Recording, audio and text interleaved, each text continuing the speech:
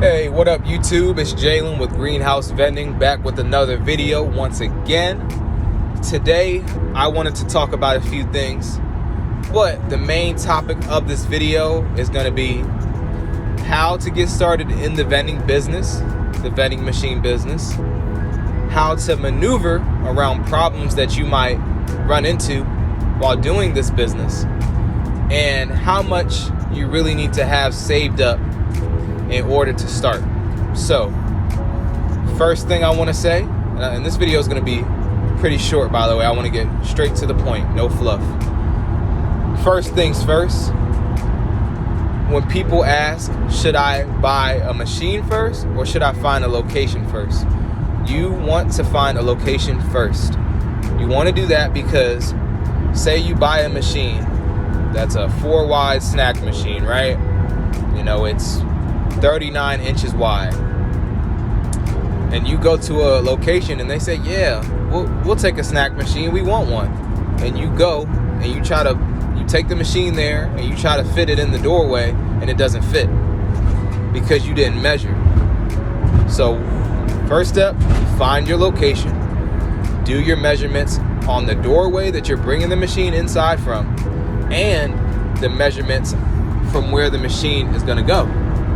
Because if you don't do that, you're going to be stuck having to take doors off. You're going to have to, possibly remove the door from your vending machine and then put it back on. It's just a lot of pain for no reason. So that's the first thing.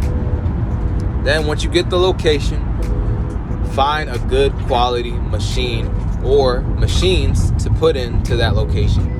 Now, all locations are not built the same, but as long as the location, it does not have to be 50 to 100 people working there. It does not have to have 100 plus people coming in and out every single day. Those are the best locations, but your location, your first one, does not have to be like that. You can go to an auto shop. I love auto shops. I only have one. I only have 2 locations, guys. I have an auto shop and I have a shoe warehouse. The shoe warehouse is a lot bigger than the auto shop, but I think that my auto shop is going to do better than my shoe warehouse because it's blue collar versus white collar. People who are doing physical hard labor versus people who are not. So you got to understand your crowd. So to me, I put a combo vending machine. I put a brand new combo vending machine at the auto shop because I assumed that it would be a better location.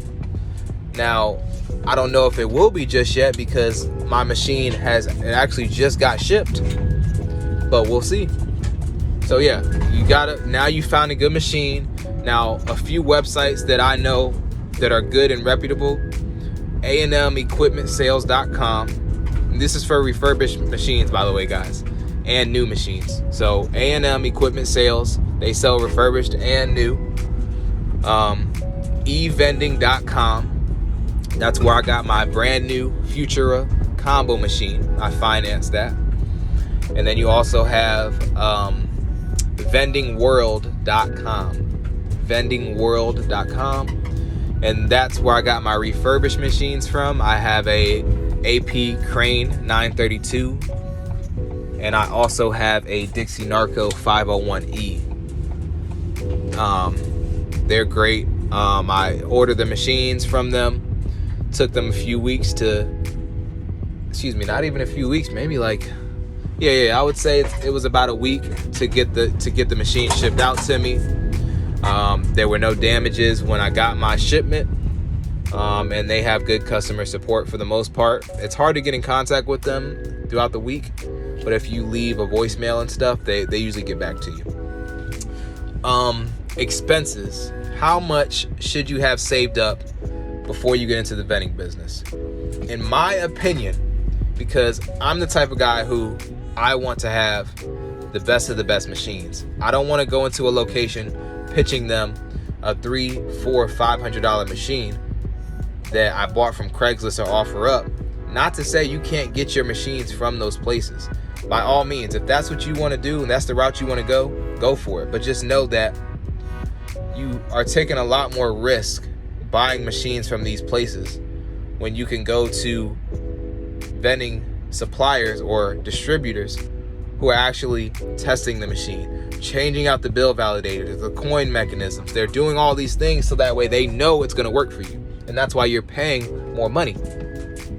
So if you're like me and you want a refurbished or you want a brand new machine that you know is going to last you for at least the first year, you need to spend at least $1,500 on that machine. Some people might say that's too expensive, but like I'm telling y'all, the better quality your machines are, the more likely people are willing to do business with you, even if you have no business skills or experience. So just keep that in mind. I bought my two refurbished machines, one snack, one soda. They were both around $1,500 to $1,800 a piece. I added credit card readers to them. Credit card readers are gonna run you $300 to $400 on top of that. So we're all in about, about four and some change. Then you got to think about delivery. My delivery costs happen to be over $1,000 because Vending World is based in California. I'm based in Virginia.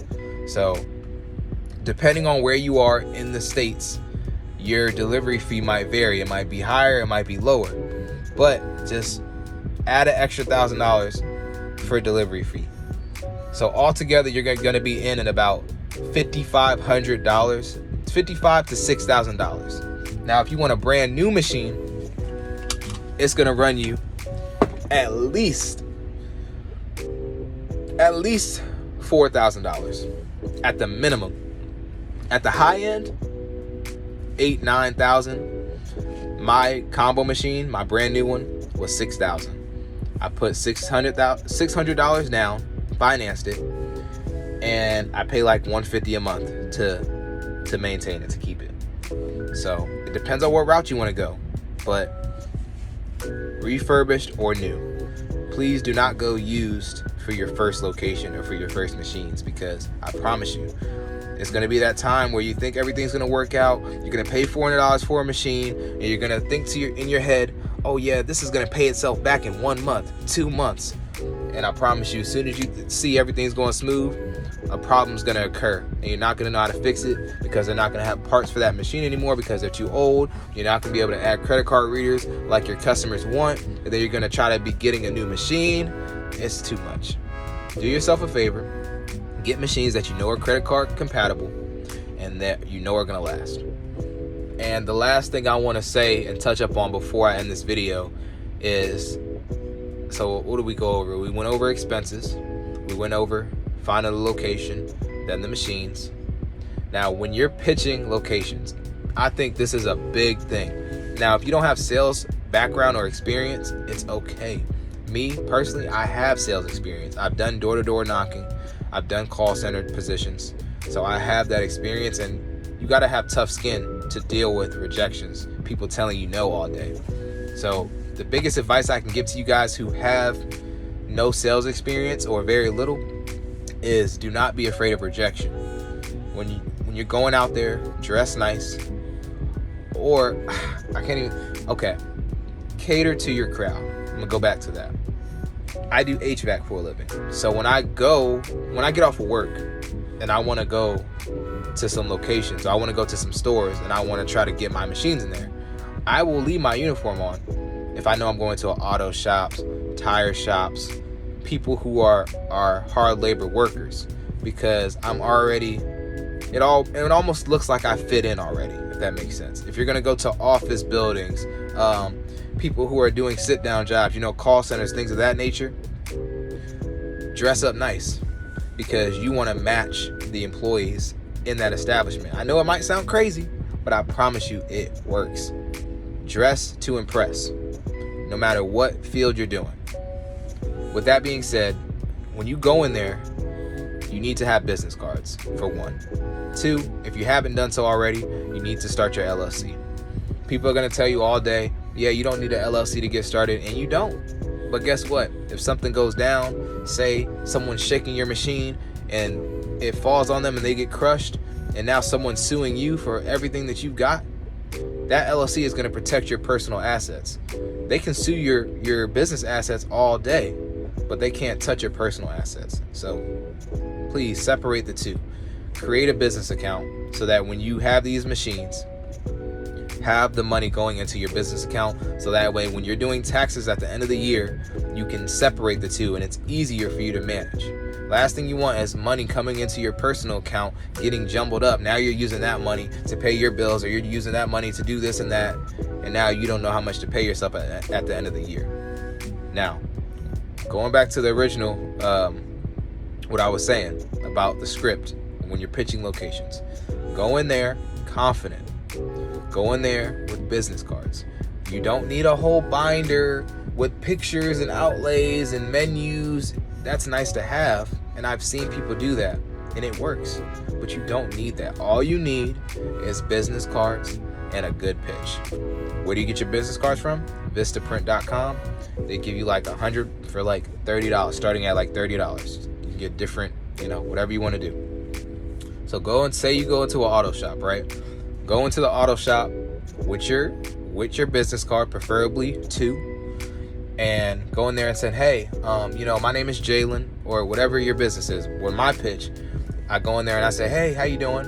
My name is Jalen with Greenhouse Vending, and I was wondering if y'all would be interested in me placing a free vending machine here. Who would I need to talk to get that set up? Now, make sure you add that last part in there. Who do I need to talk to in order to get that set up? Or who do I need to talk to in order to make that happen? You're planting the seed as if you're assuming the sale. That's what they call it in business terms. You're assuming the sale.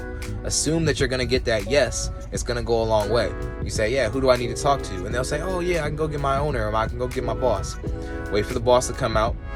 Say it again. Hey, how you doing? My name's Jalen with Greenhouse Vending. I own a local vending machine business here in Hampton Roads, and I was wondering if you'd be interested in me placing a free snack and soda machine here at your store. That's it. That's all you need. And they can either say, not really, we're not interested, or they can say, okay, yeah, we're interested. I think that sounds like a good idea. Or you can kind of get those people who are in between. They're like, I don't know. And if you get those people who are undecided, they can turn into a yes very quickly, or they can turn into a no very quickly. How to turn people from a maybe to a yes? That's when you go and say, you have what separates you from your competition. And that's what I was touching on earlier. Hey, if you're unsure about it, I completely understand. If you do business with us and my company, we service the machines every week. We make sure we do menu selection, so whatever your employees would like in the machines, we cater to that, and we will put what you guys want in the machines. We make sure that they're clean. We make sure that they're running 24/7. And whatever you guys need from us, we're very flexible. And we do have state-of-the-art refurbished or brand new machines. And we do have a few that you can choose from if you would like to look them over. And once you go from there, you see what they say. And if they say yes, then from there you say, okay, great.